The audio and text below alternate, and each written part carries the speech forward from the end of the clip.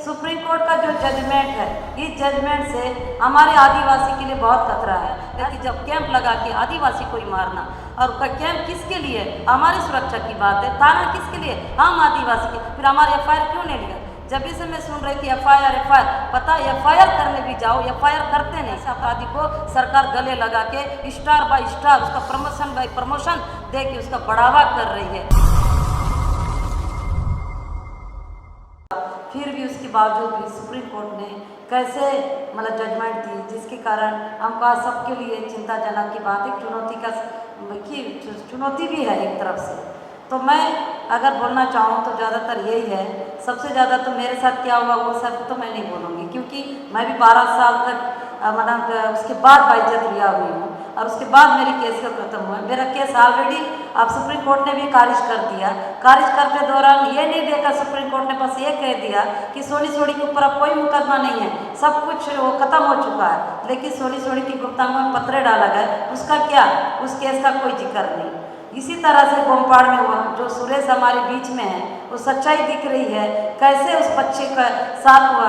उसके लिए न्याय देने के बजाय, जांच कमेटी बनाने के बजाय उसको क्या बोल दिया? ऐसा कुछ भी नहीं। वो बच्चा हम क्या बोले उस बच्चे को लेके, कैसे होगा? लेकिन सुप्रीम कोर्ट का जो जजमेंट है, इस जजमेंट से हमारे आदिवासी के लिए बहुत खतरा है। ऐसा लगता है कि आदिवासी जाएं कहाँ, हम आदिवासी कैसे जाएं?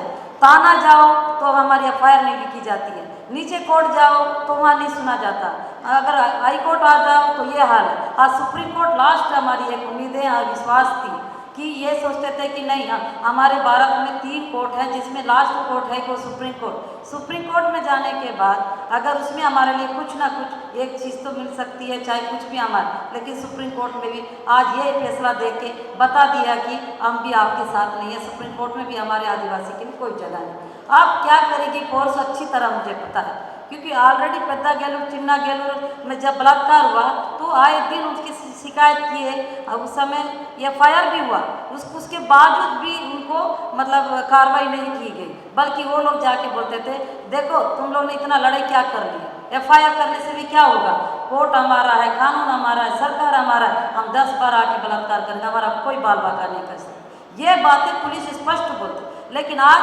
गोमपाड़ के सुप्रीम कोर्ट वाली बात आई, सुप्रीम कोर्ट में भी वाली फैसला को हमारे सामने रख के बात किया जाए।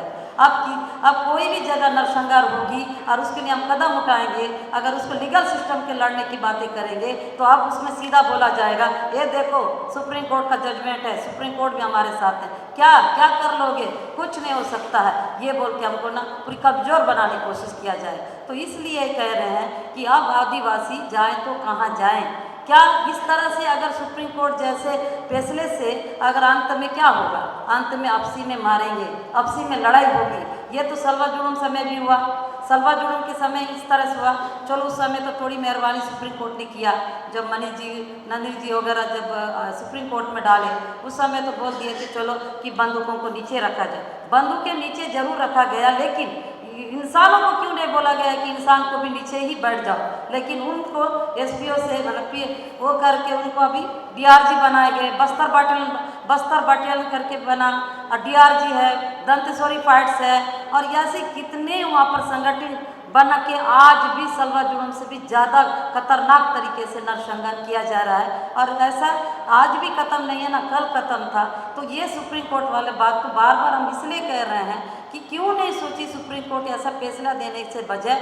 और अब क्या करेंगे हम, इसका सवाल का जवाब आप लोग हमको दीजिए, बताइए कि अभी जैसे ये गोमपाड़ की जो बहनें हैं, भाई लोग हैं, कह रहे हैं कि अगर हम वापस जाएं फिर वही मुद्रा, वही डीआरजी, वही बस्तर बटालियन के जो बने, वही दंतेश्वरी फाइट्स वाले गांव में आके बोलेंगे फिर से गए थे तुम लोग दिल्ली, क्या करने गए थे? सुप्रीम कोर्ट का वो नहीं देखे हो क्या? अब कुछ नहीं हो सकता, फिर फिर से हमको अगवा ना किया जाए, फिर से बच्चों की आंखें ना काटा जाए, ऐसे कैसे होगा? इस बात को हम कैसे वो करेंगे? तो इसके लिए आप सबको सोचने वाली बात है कैसे। जैसे कि आज की डेट में हमारी मड़का मिड़ में है, मड़का मिड़ में आज जेल में है, हमारी जो जगदलपुर जेल में, वो हमारे सामने उसके जब 8 मार्च मना रहे थे, हमारे सामने इड़ में मरकाम उठा के ले गए। उसमें रिंजिन जैसे हमारे कुछ साथी सामाजिक कार्यकर्ता साथियाँ सामने थे, हम खींचते रह गए, इड़ में को हमारे सामने से उठा के ले गए। और वो इड़ में आज जेल में, वो सिर्फ एक आवाज़ उठाई थी, एक लीडर बन के, नंदराज पहाड़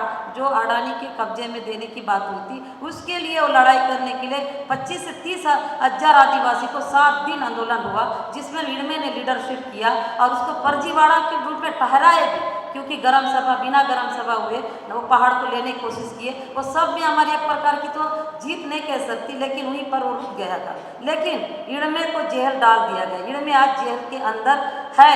तो उस इड़मे अगर इस तरह से करे, अब इड़मे को क्या कि बोला गया कि नक्सलवाद है। अब मेरे को बड़ा अजीब लगता है, वो इड़मे मरकाम हमारी भूपेश जी से मिलने गई, राज्यपाल से मिलने गई, एसपी के सामने ऐसे बैठती थी, उठती थी, तो और उसके बाद भी उसको बोल दिया गया ये नक्सलवाद है। तो हम लोग ने यही बात उठाए, अगर वो नक्सलवाद है तो खतरा तो हमारे मुख्यमंत्री के लिए भी होना था, वो तो वहीं सामने बैठ के बात करके आती है। राज्यपाल के लिए भी खतरा होना था, राज्यपाल से मिल के आती है, एसपी के सामने भी वो बैठ के आती है, तो उनके लिए उस समय क्यों ये नहीं दिखा?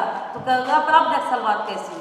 इस तरह से चीज़ें बस्तर में बहुत ज़्यादा मतलब हो रहा है। कभी नरसंहार वहाँ खत्म नहीं है, महिलाओं के साथ कितनी बेरहमी से उसकी हत्याएं की जाती है, बलात्कार किया जाता है, कैसे करके उसको किया जाता है। लेकिन आप सब यहाँ पर जिस तरह से मतलब सभी बैठे हैं, कॉलेज सर है, प्रशांत भूषण जी है, और भी जितने साथियाँ हमारे जो बैठे हैं, लेकिन मैं अपील करना चाहती हूँ, निवेदन है कि ये जो फैसला से बस्तर के लिए और नरसंहार का संकेत है, और उसके बाद इससे भी सलवा जुलूम से भी ज़्यादा भयानक रूप से ये लोग अब छत्तीसगढ़ सरकार में वहाँ जाकर ऐसा कुछ करने की योजना है।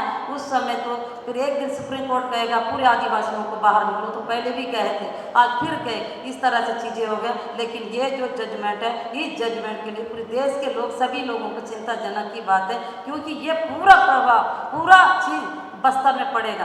और ये जजमेंट से बहुत खतरा है, और इसमें हो सकता है कल के दिन हम थाना तो क्या, कोर्ट तो क्या, सुप्रीम कोर्ट क्या, हाई कोर्ट क्या, नहीं जाएंगे। अंत में होगा हमको खुद को अपनी लड़ाई लड़ने के लिए, मेरे आदिवासी यही बोलने वाले, वो बोल भी रहे हैं। आज मैं गोमपाड़ वाले से पूछी अब कैसे कर, अब कोर्ट में आने से, यहाँ आने से हमारे लिए कहीं सुनवाई नहीं होता है, तो क्या करें? अब उन लोग के पास सरकार का दिया हुआ बंदूक है, लेकिन हमारे पास किसी का दिया हुआ बंदूक नहीं है। हमारे पास हमारे जो आदिवासी जिस परंपरा से जी रहे हैं, जो आधुनिक चीज़ें हमारे साथ, जब जंगल जाते थे तो एक छुरी एक चिक्कू ऐसा पकड़ के जाते थे, टंगिया पकड़ के जाते थे खेती करने के लिए, हम इस तरह से चाहे। अब लगता है हमारी लड़ाई उसी के बीच में सोचना होगा, और वैसी हमको लड़नी होगी। अब हमारे लिए कौन करने वाला?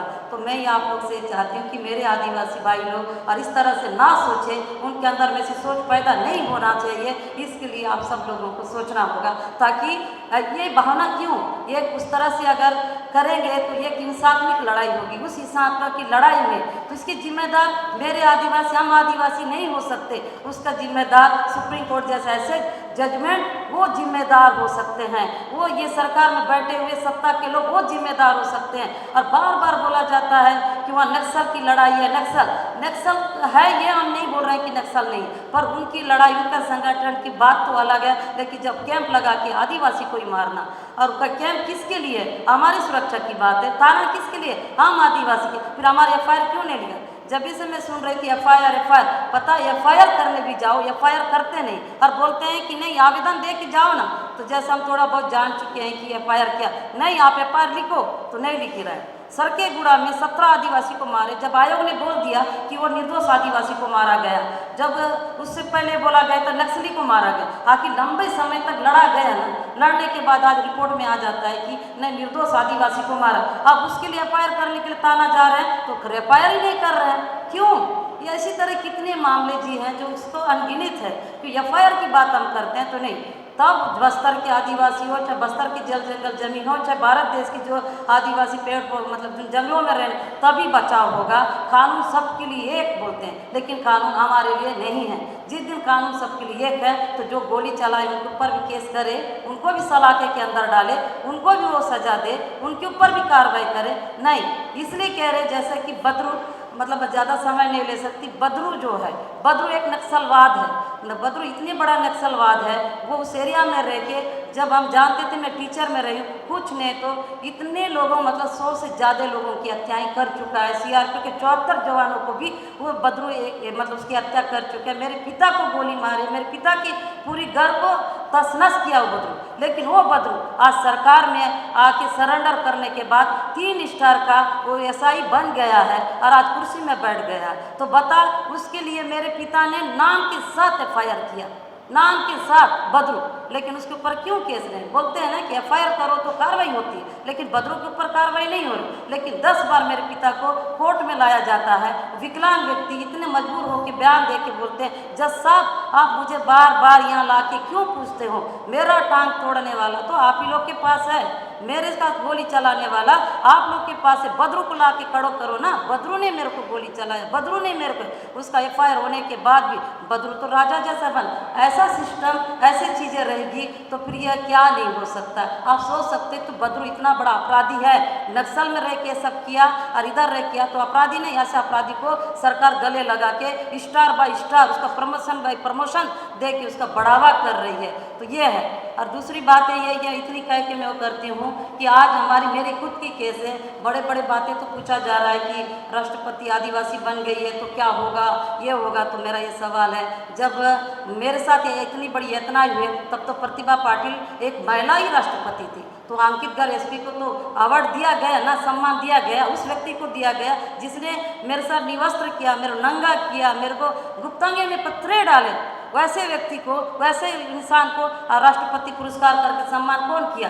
पर प्रतिभा पाटिल एक महिला है, मैं भी एक महिला हूँ। और आज सवाल उठ रहा है आदिवासी महिला जब बनी वो कितना अच्छा कर सकती है। क्या ऐसा लगता है अच्छा कर सकती है? हम कैसे उम्मीद रखें जब हमारे समय भी महिला राष्ट्रपति बनी थी, आज आदिवासी राष्ट्रपति बनी तो वो ऐसा करेगी, यही उम्मीद हम नहीं कर सकते। जब अब मिलने के लिए समय मांगे तो हमारे बस्तर की टीम से मिलने की बात कहा गया तो उन्होंने नहीं हमको दिया। और शुभकामनाएं जो उनकी बधाई जो दी है उसको स्वीकार करती है, लेकिन दर्द को जानने की कोशिश क्यों नहीं कर रही है? क्यों बस्तर के लोग आके गोमपाड़ की हालातों के बारे में बता रहे हैं? क्योंकि सुप्रीम कोर्ट के बाद अंतिम लास्ट कोर्ट एक राष्ट्रपति का भी होता है। तो बोलते हैं ना कि किसी को फांसी लगने से पहले एक बार पूछा जाता है राष्ट्रपति पर। वैसी किस्सा हमारे साथ हुआ और आज बोल रहे हैं कि राष्ट्रपति हमसे मिले तो राष्ट्रपति मिल के हमसे बात करे और इनकी हालातों को सुने, लेकिन वो भी इनकार कर दिए। इससे हम क्या कहें, हम किससे उम्मीद रखें? आप सबके बीच में बस एक अपील करके छोड़ जाती हूँ कि इस तरह से करें तो हमारे बस्तर के पूरी आदिवासी जिंदगी खतरे में।